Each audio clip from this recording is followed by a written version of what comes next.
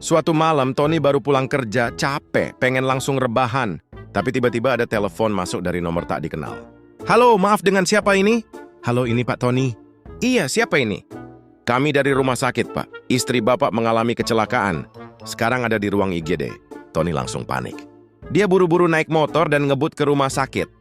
Sesampainya di sana, dia lihat istrinya terbaring tak sadarkan diri.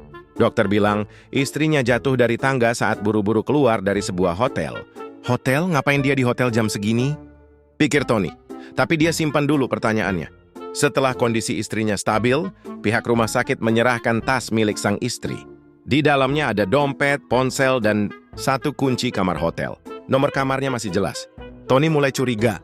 Malam itu juga, dia datangi hotel tersebut, ngaku-ngaku sebagai tamu yang ketinggalan barang. Dia naik ke kamar yang tertera dikunci. Kamar itu kosong, tapi sangat rapi, kayak habis dipakai.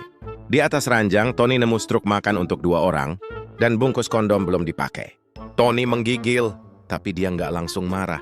Dia simpan barang-barang itu sebagai bukti. Besoknya istrinya sadar.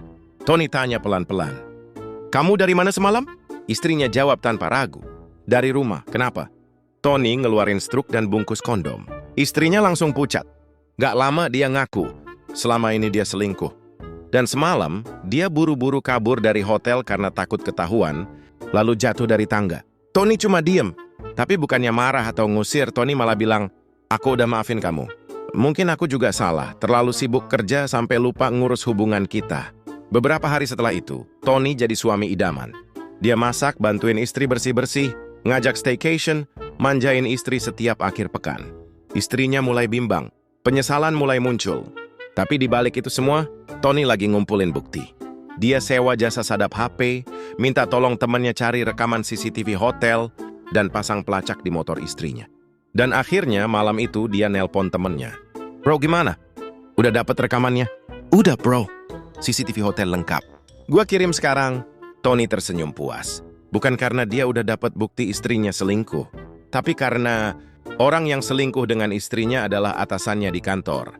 Dan Tony udah lama muak kerja di tempat itu, lembur tiap hari, gaji nggak naik. Atasan suka nyuruh seenaknya. Tony pengen resign tapi nggak punya alasan kuat. Sekarang, dia punya semuanya. Dia kirim rekaman itu ke HRD, ke istri atasannya, dan ke pengacara.